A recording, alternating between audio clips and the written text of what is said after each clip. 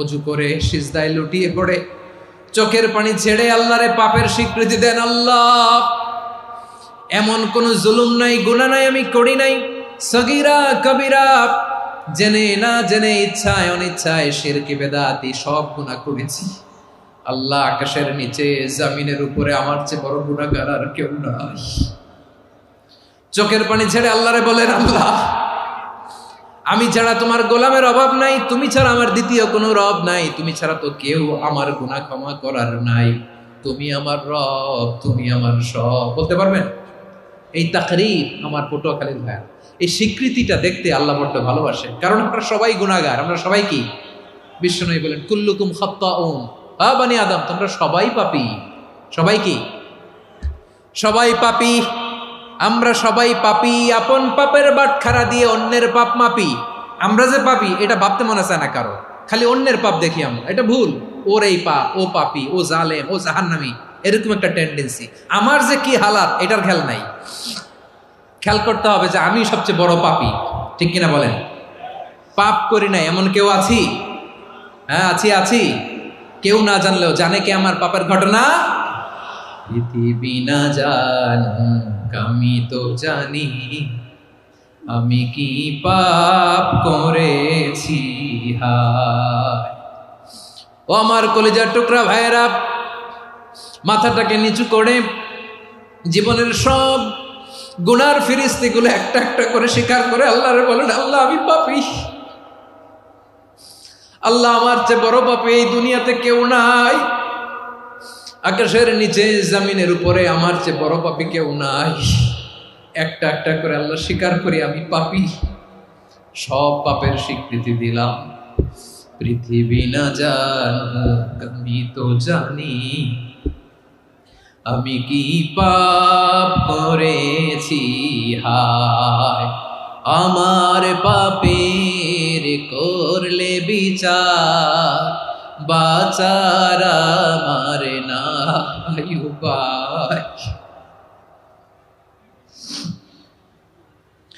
দয়াময় তুমি মাফ করো আমায়,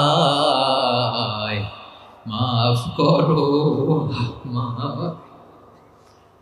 আল্লাহ তাআলা যদি দয়া করে আমাদেরকে মাফ না করে, আমাদের বাঁচার কোনো উপায় নাই। আপনি কি ভেবেছেন আপনার নামাজ দিয়ে আপনি জান্নাতে যাবেন? আপনি তাহাজ্জুদ গুজার, সেজদা দিতে দিতে কপালে দাগ ফেলেছেন, এটা আপনারা জান্নাতে নেবে না? আপনি এলাকার সবচেয়ে বড় হাতেম তাই, দানশীল, এই দানের ভরসায় বসে আছেন, কুশ্চিন কালো না। আমাদের নামাজ, আমাদের রোজা, আমাদের ইবাদত, এগুলোকে মিজানের পাল্লায় উঠালে কোনো ওজনই হবে না। তবে আমাদের একটা কৌশল জানা আছে, আমরা আল্লাহর রহমতের ভিখারি। আমরা সেদিন আগেই গুনার স্বীকৃতি দিয়ে দেব। আমরা বলবো, আল্লাহ, তুমি প্রশ্ন করার আগে তোমার একটা কথা বলি, আমারে কিছু জিজ্ঞেস করো না, আমি সব করেছি। এমন কোন পাপ নাই যে পাপ আমারে দিয়ে হয় নাই। তোমার রহমত দিয়ে তুমি জান্নাতে পাঠাবা, তোমার দয়ায় জান্নাতে যেতে চাই, আমল দিয়ে না। পারবেন বলতে? কিয়ামতের দিন আমরা বলবো, আল্লাহ, আমার আমল দিয়ে জান্নাত চাই না, আমি তোমার দয়া দিয়ে জান্নাত চাই। তোমার দয়া ছাড়া আমার কোনো উপায় নাই। কারণ আল্লাহ যদি বিচার করে, বাঁচার কারো উপায় নাই। আল্লাহ যদি বলে ফেলেন তুই এটা করলি কেন, ওখানে গেলি কেন, কোরআনে 1000 বার নিষেধ করলাম তারপরেও এই পাপে জড়ালি কেন, এরকম প্রশ্ন ছুড়ে দিলে আমার উত্তর আছে? বাঁচার কোনো উপায় আছে? রোজ হাসরে হে আল্লাহ আমার করুণা বিচার, আল্লাহ করুণা বিচার। বিচার চাহি না তব দয়া চাহি, এ গুনাহগার, করুণা বিচার। আপনার আমল দিয়ে জান্নাতে যাবেন? কি দিয়ে যাবেন? আল্লাহর দয়া দিয়ে। আল্লাহর রহম আর দয়া ছাড়া কেউ জান্নাতের চেহারাও দেখতে পাবে না। চাইবো একজন সত্তার কাছে, আওয়াজ করে বলুন তিনি কে? একজন সত্তার কাছে চাইবে, বিশ্বনবী ওনার চাচাতো ভাই আব্দুল্লাহ ইবনে আব্বাস রাদিয়াল্লাহু তাআলা আনহুকে বললেন, ইয়া আব্দুল্লাহ ইবনে আব্বাস, হে আব্দুল্লাহ ইবনে আব্বাস, ইযা সাআলতা ফাসআলিল্লাহ, যখন চাইবে আল্লাহর কাছে যাও। ও আব্দুল্লাহ, যখন চাইবা আল্লাহর কাছে চাও।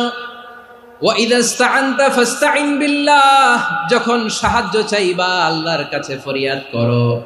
জেনে রেখো আব্দুল্লাহ, ওয়া'লাম আন্নাল উম্মাতা লাউ ইজতামাআত আলা আন ইয়ানফাউকা বিশাইইন লাম ইয়ানফাউকা ইল্লা বিশাইইন ক্বাদ কাতাবাহু আল্লাহু লাক। ও আব্দুল্লাহ, জেনে রেখো, মনে রেখো, গোটা বিশ্বের সবাই মিলে যদি তোমার উপকার করতে চায় ততটুকুই তারা করতে পারবে যতটুকু আল্লাহ তোমার নসিবে সেটা লিখে রেখেছে। ঠিক কিনা বলেন? আর যদি গোটা বিশ্বের সবাই মিলে তোমার বিরুদ্ধে কনস্পাইরেসি করে, ষড়যন্ত্র করে, গোটা বিশ্বের সবাই মিলেও যদি তোমার ক্ষতি করতে চায় ততটুকুই শুধু পারবে যেটা আল্লাহ তোমার জন্য বরাদ্দ রেখেছে। যতটুকু আল্লাহ তাআলা তোমার জন্য বরাদ্দ রেখেছে অতটুকুই ক্ষতি করতে পারবে, আর এক চুল বেশিও করতে পারবে না, কমও করতে পারবে না। চিল্লায় বলেন ঠিক কিনা? এজন্য আমরা চাইবো কার কাছে? সবাই বলেন নাই, আওয়াজ করে বলেন কার কাছে? সব সময় আমরা আল্লাহর কাছে চাইবো, বিপদে আপদে, সুখে দুঃখে, সচ্ছল অবস্থায় অসচ্ছল অবস্থায়, পরাজয়ের সময় বিজয়ের সময়, সব সময় আমরা ভরসা রাখবো কার উপর?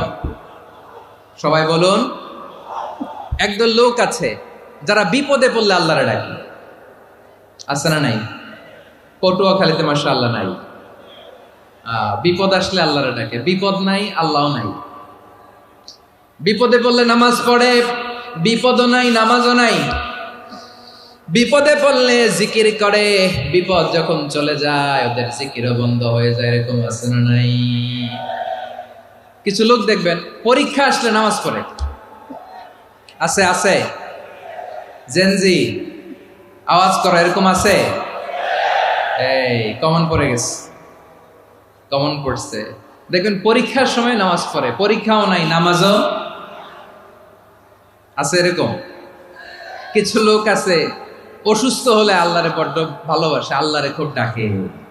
অসুস্থ হইলে অসুস্থতাও নাই, আল্লাহ স্মরণও নাই।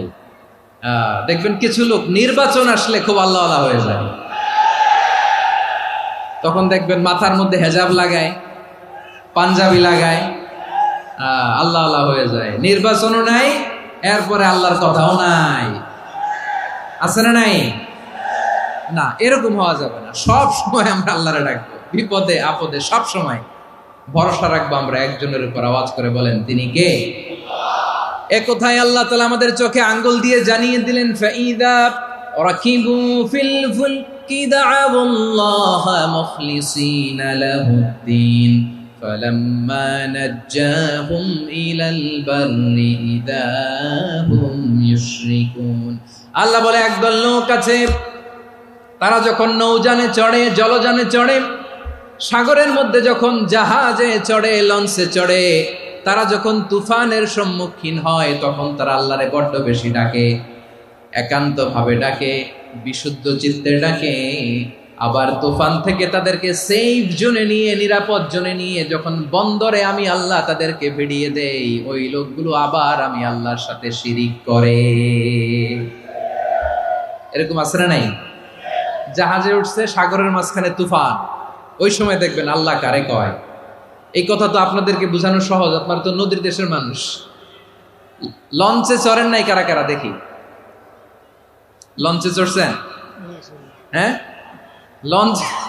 লঞ্চে চড়ে নাই এরকম একজনও নাই এখানে। আচ্ছা, লঞ্চে উঠছেন কে কে? দেখি। মাশাআল্লাহ মাশাআল্লাহ মাশাআল্লাহ, ঠিক আছে, আপনাদের বোঝানো সহজ।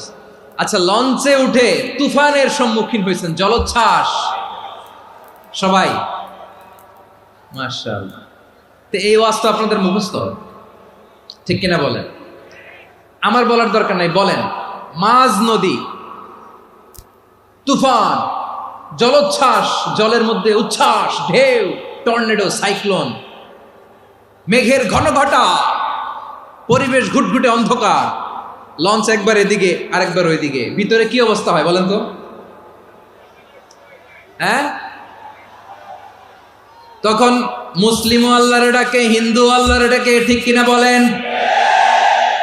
আস্তিক আল্লাহরে ডাকে, নাস্তিক আল্লাহরে ডাকে, ঠিক কিনা?